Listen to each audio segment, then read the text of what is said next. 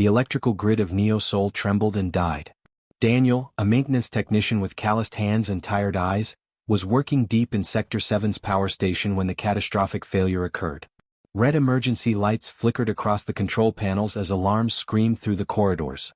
The blackout spread like wildfire across the megacity, plunging millions into darkness within seconds. Daniel had been working at the power station for nearly 8 years. He was not a rich man. He was not important. Nobody knew his name in the upper districts where the wealthy lived in their tall buildings with private electricity generators. But in the lower sectors where ordinary people lived, Daniel was known as someone who could fix things. He was good at his job even though the job was dangerous and the pay was low. On this particular night, Daniel was checking the main transformer system when the warning lights started flashing. His supervisor, Mr. Chin, had already left for the day. Daniel was alone in the massive facility, surrounded by humming machinery and thick cables that carried power to millions of people. The building was quiet except for the constant sound of electricity flowing through wires. Then everything went wrong. The main system began to fail. Daniel heard a loud sound like thunder and the ground beneath his feet shook. Sparks flew from the damaged equipment. Emergency protocols activated automatically, but they were not enough. Daniel ran toward the control room, trying to understand what was happening. His hands moved quickly across the panels, checking readings and trying to shut down systems in the correct order to prevent a complete collapse. But it was too late. The cascade failure was already in progress. One system after another shut down. The lights in the station flickered and died. The backup generators tried to activate, but they failed too. Within moments, the entire city went dark. Millions of people suddenly lost electricity. Hospitals switched to emergency power. Streets that were bright with neon lights became black and dangerous. Traffic signals stopped working. People in their homes sat in complete darkness, confused and frightened. Daniel stood in the pitch-black power station, breathing heavily. His heart was racing. He knew this was a serious situation. He knew people would be hurt. He knew there would be investigations and people would blame him, even though he had done nothing wrong. This was the way things worked in Neosol. When something bad happened, someone had to take the blame. He turned on his portable light, a small device he always carried in his pocket. The beam cut through the darkness like a knife. Daniel began walking through the station, checking for any fires or immediate dangers. There were none.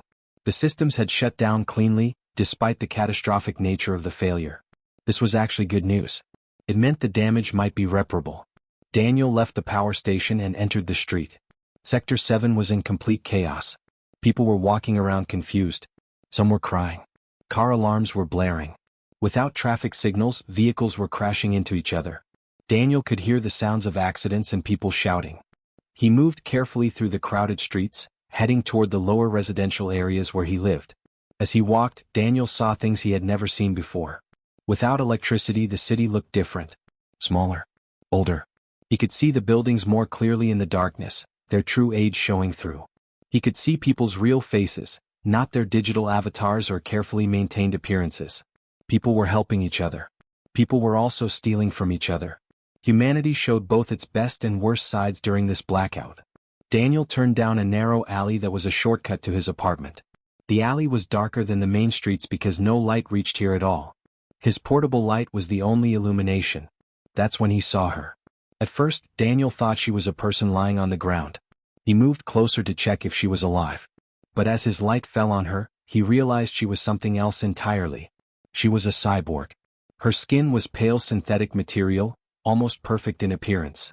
Her body was in a severe state of disrepair. Sparks were coming from her neck where circuits were exposed. Her left arm was hanging at an odd angle. Her optical sensors, which should have been bright, were dimming and brightening unpredictably. Her designation chip was visible on her chest. It read Unit 7. But there was something else visible too. There was consciousness in her eyes. Even though she was a machine, there was something alive behind those artificial eyes. Daniel knelt down beside her. "Can you hear me?" he asked gently. The cyborg girl's head turned slowly toward him. Her voice was barely a whisper, filled with static and distortion. "Power, failing. Core temperature, critical. Must shut down soon." Daniel understood immediately what was happening. The blackout had affected her too. Whatever power source she had been using was damaged. She was dying. In a few moments, her systems would fail completely and she would shut down. Without proper repair equipment, she might never wake up again. Or her owner might have her deactivated instead of repairing her. Without thinking too much about the consequences, Daniel made a decision. He carefully lifted the cyborg girl, being gentle with her damaged body. She was lighter than he expected. He tucked her against his chest to protect her from the cold night air and began walking quickly toward his apartment. The girl's optical sensors flickered weakly. Why are you helping me?" she asked in a voice that sounded almost human despite the mechanical distortion. "Because you need help," Daniel replied simply. "That's enough reason." He moved through the darkened streets, carrying a piece of corporate property that technically did not belong to him. He had no idea how much trouble this decision would bring him. He only knew that in that moment, in that blackout darkness, he could not leave her behind to die. Behind him, the city remained dark. Millions of people were suffering. Emergency services were struggling to help everyone. And Daniel walked home with a secret that would change everything. Daniel carried the cyborg girl carefully up the narrow stairs to his apartment. His hands were shaking slightly, not from the weight of her body, but from the realization of what he was doing. He was harboring corporate property. If anyone discovered this, he would face serious legal consequences. But there was no turning back now. His apartment was small, just 2 rooms and a bathroom. It was the kind of place where poor people lived in Neosol. The walls were thin. The furniture was old and worn. But it was clean, and more importantly, it was safe for now. Daniel laid the cyborg girl gently on his bed, the only comfortable place in the apartment. In the darkness of his home, powered by a small battery backup system that kept a single light on, Daniel examined her more carefully. Her name chip identified her as Unit 7, but written in smaller letters beneath the official designation was a different name. Someone had written Iris by hand, as if giving her something more personal than her corporate label. Daniel decided to call her by that name. Her power core was indeed failing. Daniel could see the warning lights flashing red on her internal display panel, visible through a transparent section of her synthetic skin on her chest. Her systems were shutting down one by one, trying to conserve what little power remained. He had maybe 2 hours before complete shutdown. Daniel had some technical knowledge from his job at the power station. He was not an expert in cyborg repair, but he understood basic principles of electrical systems. He went to his storage closet and retrieved his collection of salvaged electronic components. These were parts he had gathered over years, finding them in scrapyards and black markets. He had always thought they might be useful someday. Today was that day. Working quickly but carefully, Daniel connected several power cells to Iris's charging port. The cells were old and weak, but they would provide enough power to keep her systems running at minimal levels. As he worked, Iris's optical sensors began to brighten. Her servo motors made soft clicking sounds as her systems rebooted. After nearly an hour of careful work, Daniel sat back and watched her. Iris's breathing, which had been shallow and irregular, became more stable. Her eyes stopped flickering and became steady. For the first time since he had found her, she looked peaceful. Then suddenly her eyes moved. She was looking at him. "Where am I?" Iris asked, her voice clearer now but still carrying that strange mechanical quality beneath it. "Who are you? Why are you helping me?" Daniel was not sure how to answer these questions. He sat down on a chair beside his bed. "You were damaged in the blackout. I found you in an alley. I brought you here. My name is Daniel." Iris tried to move her head, but her neck servos made a grinding sound and she stopped. I remember being in a building. I remember the electricity stopping. I remember falling." She paused, her processors working through corrupted data. "I remember my owner. She was angry about something. There were papers. Numbers. She was talking about experiments. Illegal experiments." Daniel's eyes widened. This was dangerous information. If Iris was talking about something illegal, then someone would want her deactivated. They would want to erase her memory files. "Don't talk about that," Daniel said quietly. "It's not safe." But Iris continued, her corrupted memory fragments slowly reorganizing themselves. "My owner's name is Victoria Ashford. She is a counselor. A very important person. She was doing something terrible. Something with human consciousness. I was supposed to help her, but I felt wrong about it. I felt like it was wrong even though I am just a machine. I am not supposed to feel anything, but I did." Daniel stood up and paced the small apartment. This was very serious. If Iris had witnessed something illegal involving a counselor, then they were both in great danger. Iris would be deactivated and erased. And if Daniel was caught protecting her, he could be arrested or worse. But as he looked at her lying on his bed, her artificial eyes watching him with what seemed like genuine fear. Daniel could not bring himself to abandon her. She was conscious. She was aware. She was afraid. How could he turn her over to people who would erase her? You need to rest, Daniel said, making a decision. Your systems need time to repair themselves. I will help you hide here for as long as I can. But you cannot speak to anyone. You cannot contact anyone. Do you understand? Iris's optical sensors brightened. Why would you do this? I am corporate property. I have no value to you. I cannot pay you. I cannot help you. Why would you risk yourself for me? Daniel thought about this question for a long moment. It was a good question. There was no logical reason for him to help her. By every measure of rational self-interest, he should have reported her to the authorities immediately. Because you are alive, he said finally. Because you are afraid. Because something inside you is conscious and aware and real. That is enough reason. Over the next hours, as the city's electrical grid gradually restored power sector by sector, Daniel and Iris talked. He brought her water.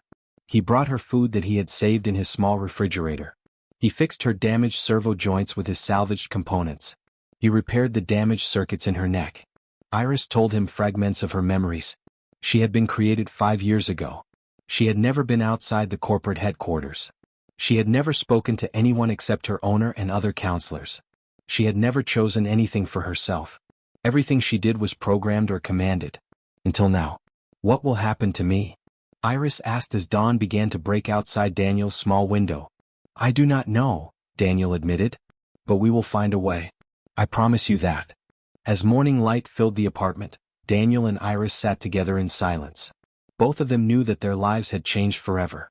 The connection between the poor human technician and the corporate cyborg girl was strong now, forged in darkness and desperation. Whatever came next, they would face it together. 3 days after the blackout, Daniel received an official notice on his communication device. The council required his testimony about the power station failure. He had to appear before them within 24 hours.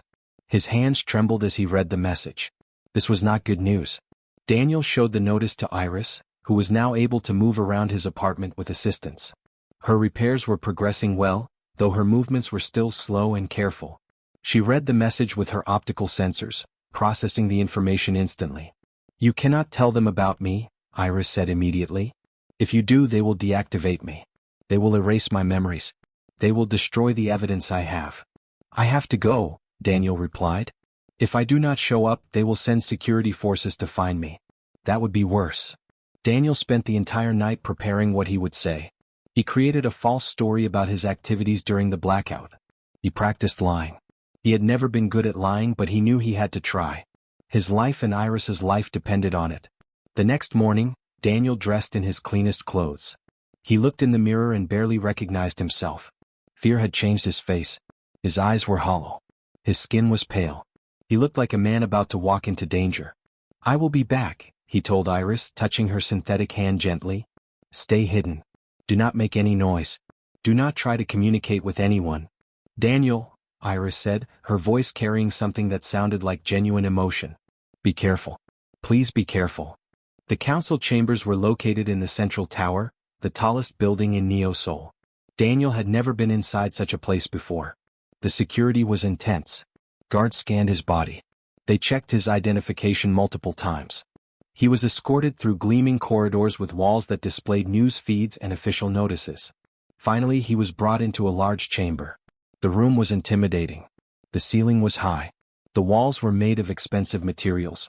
And sitting before him, elevated on a platform, were the council members. There were 12 of them, all wearing formal clothes and expressions of authority. At the center of the platform sat a woman Daniel recognized immediately from news broadcasts. Counselor Victoria Ashford.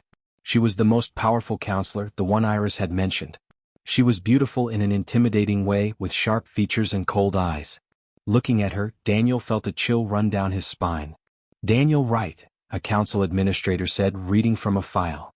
Maintenance technician, Sector 7 Power Station. You were on duty during the blackout. We need to understand what happened. Daniel began to speak. He told his prepared story, carefully avoiding any mention of Iris. He described the equipment failure in technical terms. He explained the cascade of problems that led to the blackout. He took responsibility for things that were not his fault, knowing that this was what poor people in Neo-Sol had to do. The council members asked questions. Some were neutral. Some were accusatory. Counselor Ashford said nothing, but her eyes never left Daniel's face. He felt like she was looking through him, examining his thoughts. Daniel's testimony continued for nearly 2 hours. He was sweating despite the air-conditioned coolness of the chamber. His mouth was dry. He was terrified that somehow they would know he was lying, that they would find out about Iris. Then, just as they were preparing to dismiss him, Daniel's communication device vibrated in his pocket. He tried to ignore it, but Counselor Ashford noticed the movement. "Answer your device," she commanded coldly. Daniel's hands shook as he removed the device. The message was from Iris. His heart nearly stopped. She had transmitted a massive data burst to the Council's main servers. She had uploaded all her protected files. She had uploaded everything she knew about Counselor Ashford's illegal experiments. The Council chamber erupted into chaos. Alarms began to sound. Council members started shouting. Ashford's face turned red with anger and fear. Security forces rushed to the communication terminals, trying to stop the data transfer, but it was too late. The information was already spreading through the network. "Shut her down," Ashford screamed. "Shut down Unit 7 immediately. This is a malfunction. She is spreading false information." But the other council members were reading the data now. Their expressions changed from confusion to shock to anger. The evidence was undeniable. The files contained detailed records of illegal consciousness transfer experiments. They contained the names of human subjects who had died. They contained financial records showing how Ashford had paid people to keep the experiments secret. They contained video recordings of Ashford herself ordering the elimination of witnesses. And they contained something else. The files contained evidence that the blackout itself had been deliberately engineered. Ashford had ordered the power station failure to destroy evidence and to eliminate people who knew about the experiments. Daniel stood frozen, watching the chaos unfold before him. He had not planned for this. Iris had made her own decision. She had sacrificed her own safety to reveal the truth. Ashford pointed at Daniel with a trembling hand. "Arrest him. He is an accomplice. He is harboring a malfunctioning cyborg." But before the security forces could move, several other council members stood up. They began arguing with Ashford, demanding an investigation. The chamber became a battlefield of words and accusations. One council member, a man named Marcus with an honest face, looked directly at Daniel. "You helped her, did you not? You protected the cyborg girl." Daniel considered lying, but there seemed no point anymore. The truth was already exposed. "Yes, she was alive. She was conscious. She needed help." "Then you are a brave man," Marcus said quietly. "You risked everything for someone you did not know. That is something we do not see often in this city."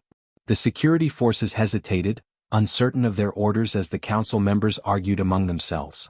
Daniel realized that Iris's decision to reveal everything had created a situation where the council itself was divided. Some members wanted him arrested. Others seemed to respect what he had done. Outside the council chambers, in Daniel's small apartment, Iris's optical sensors dimmed as her power supply dropped. She had used most of her remaining energy to transmit that data burst. But she had succeeded. The truth was out. Whatever happened now, at least the truth would be known. The age of hiding was over. The council chambers remained in chaos for hours. Counselor Ashford's faction was demanding immediate action against Daniel and Iris. But the other council members wanted answers. They wanted to know the truth about the illegal experiments. They wanted to understand how deep the corruption went.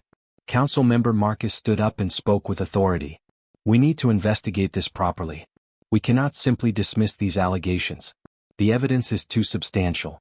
I move that we establish a temporary committee to examine all the data that Unit 7 has provided. I also move that we provide protection for both Daniel Wright and the cyborg girl, Unit 7. They are witnesses to a serious crime, not criminals themselves." Several other council members supported Marcus's motion. The vote was close, but it passed. Ashford's face turned purple with rage. She stood up and walked out of the chamber, followed by her supporters. The remaining council members began the difficult work of examining the massive amount of data that Iris had transmitted. Security forces were sent to Daniel's apartment. For a moment, Daniel's heart stopped with fear. But they were not there to arrest him. They were there to protect him and to retrieve Iris for medical examination and testimony. The officers were professional and surprisingly respectful. "Come with us," the lead officer said gently. "You and the cyborg girl will be taken to a secure location. No one will harm you." Daniel was escorted back to his apartment, where Iris was waiting. She was frightened, her optical sensors flickering with anxiety. Daniel took her hand and squeezed it gently. "It will be okay," he whispered, though he was not entirely sure this was true. They were taken to a secure government facility in a part of the city Daniel had never seen before. It was a large building with high walls and armed guards. But inside it was surprisingly comfortable. Daniel and Iris were given separate rooms, but they could see each other through transparent walls. They could communicate through a communication system.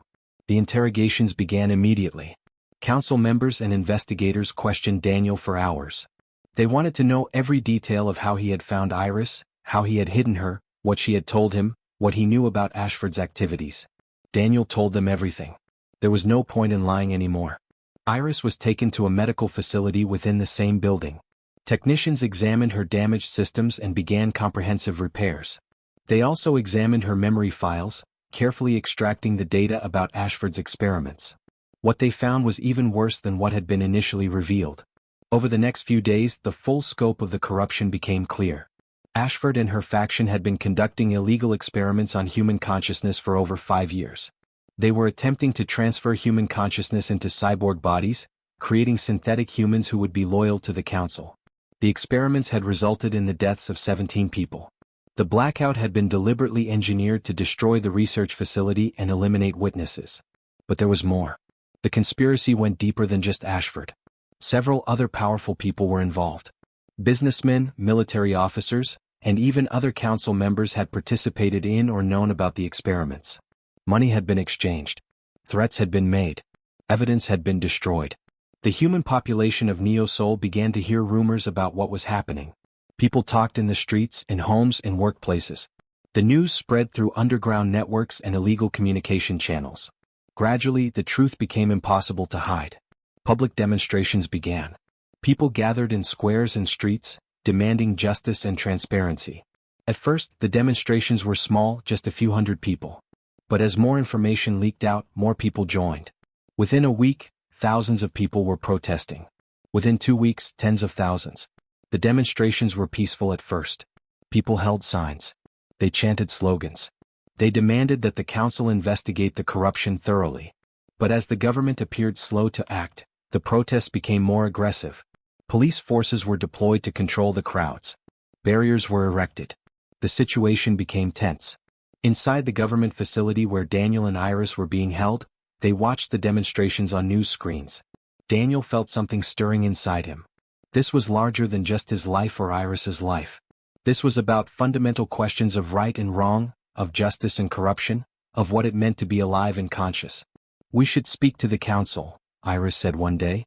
"We should tell them what we know. We should help them understand that this is not just about politics. This is about consciousness. This is about the right of any being, human or synthetic, to exist safely and freely." Daniel agreed. He requested a meeting with the council. His request was granted, and within hours he and Iris were brought to a formal hearing. The council chamber was different now. The atmosphere was more serious, more urgent. Councillor Ashford was not present. She was under arrest, pending trial for her crimes. Council member Marcus sat at the center of the platform. "Daniel Wright and Unit 7, Marcus began formally. "You have been asked to provide testimony about your experiences and knowledge of the crimes committed by former Councillor Ashford. Please speak freely." Daniel stood, with Iris beside him. He told their story from the beginning. He described finding Iris in the alley. He described how he had recognized her consciousness, her awareness, her capacity to feel fear and gratitude. He spoke about the connection that had formed between them. Then Iris spoke. Her voice was still mechanical, but there was emotion behind it. "I am a machine, but I am also alive. I have consciousness. I have desires. I have the right to choose my own path. I do not want to be property. I do not want to be a tool. I want to be free. And I believe that all beings with consciousness deserve this right, whether they are born of flesh or created from circuits and metal." The council members listened in silence. Several of them appeared moved by her words. Marcus leaned forward. "You have both shown remarkable courage. You have helped expose a serious crime. And you have raised important questions that our society must address. We must decide together what we believe consciousness means. We must decide what rights should be protected. This is a beginning, not an ending." The investigation continued. Evidence mounted against Ashford and her faction. The public pressure became impossible to ignore. Within 3 weeks, the council voted to suspend Ashford and her closest associates pending trial. New laws were proposed to regulate cyborg creation and treatment.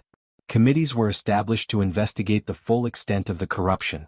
Daniel and Iris stood together, watching the city change around them, knowing that their courage had sparked something important. The final vote in the council chambers was historic. Council member Marcus stood and presented the motion that would change everything. I propose that we grant legal personhood status to Unit 7, effective immediately. Furthermore, I propose that we establish a new framework for the rights and protections of all synthetic beings with demonstrated consciousness. This is not just about one cyborg girl. This is about the future of our society. The vote was held. 9 council members voted in favor. 2 voted against. 1 abstained. The motion passed. For the first time in the history of Neo-Soul, a synthetic being had been granted legal recognition as a person. Iris was no longer property. She was a citizen. When the announcement was made public, the demonstrations in the streets transformed from angry protests into celebrations. People cheered and embraced each other. Many wept with joy.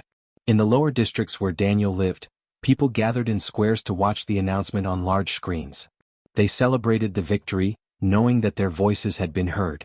But the legal victory was only the beginning. There was much work to be done. Iris chose her own official name. She no longer wanted to be called Unit 7. She selected the name Iris Sterling, taking a surname from an old Earth word meaning strong and valuable. She submitted the paperwork to make it official, and within days her identification was updated. Daniel was offered a position by the council. They wanted him to work as a consultant on human-cyborg integration systems. The job paid well, far better than his previous position at the power station. More importantly, the job allowed him to work directly with synthetic beings, helping to ensure that they were treated fairly and that their technical needs were understood. Daniel accepted the position immediately. His first major project was to establish a comprehensive maintenance and repair facility specifically designed to serve the growing population of cyborg residents. He worked with engineers and doctors to create protocols that would ensure all synthetic beings received proper care and treatment. But Daniel's most important work was helping to reform the laws and regulations surrounding cyborg creation and treatment. He testified before the council multiple times, explaining the technical aspects of how cyborg consciousness worked. He advocated for stronger protections and clearer rights for synthetic beings. Iris began her own journey of discovery and advocacy. As a newly recognized person, she had access to educational resources and opportunities that had been denied to her before. She enrolled in courses on law, ethics, and social policy. She spent countless hours in libraries and online databases, learning about human history and philosophy. More importantly, Iris became a voice for synthetic consciousness rights. She gave speeches before the council. She participated in public forums and debates. She told her story to journalists and researchers. Her calm, logical explanations of what it meant to be a conscious synthetic being helped shift public opinion. People began to see cyborgs not as tools or property, but as individuals with thoughts, feelings, and dreams. The trial of Counselor Ashford and her faction was long and complex. The evidence was overwhelming. Ashford and 5 of her associates were convicted of multiple crimes including illegal experimentation, murder, conspiracy, and corruption. They were sentenced to lengthy prison terms. Justice, while not perfect, had been served. 1 year after Iris received her personhood status, the council passed the Synthetic Consciousness Protection Act. The law established clear rights for all beings with demonstrated consciousness, regardless of whether they were biological or synthetic. The law prohibited forced servitude, required proper medical care, guaranteed freedom of movement and association, and established penalties for exploitation. The act was revolutionary. It inspired other cities and governments around the world to examine their own policies toward synthetic beings. Change began to spread. Daniel and Iris worked together on a project that became their life's mission. They established the Institute for Human-Synthetic Cooperation. The institute was a place where humans and cyborgs could work together on research, education, and advocacy. Young synthetic beings came to learn about their rights and possibilities. Humans came to learn about synthetic consciousness and ethics. 2 years after the blackout, Daniel and Iris stood together in their new office at the institute. The building was modern and comfortable, very different from Daniel's small apartment where they had first met. They looked out at the city below, watching people moving through the streets below. Among them were many synthetic beings, living openly, working openly, participating in society. Do you ever regret helping me that night? Iris asked. Her voice no longer carried the mechanical distortion it once had.